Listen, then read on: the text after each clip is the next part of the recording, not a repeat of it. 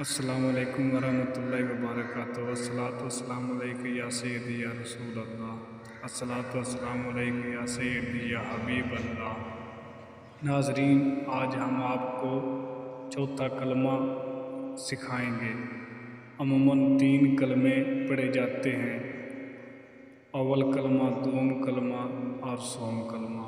چوتھا کلمہ نہ پڑھنے کی وجہ سے بھول جاتا ہے، حالانکہ 4 کلمے ہاتھ پاک کرنے کے لیے پڑھنے ہوتے ہیں۔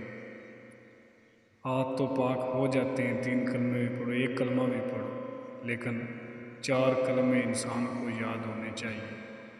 آئیے آج ہم آپ کو چوتھا کلمہ سناتے ہیں۔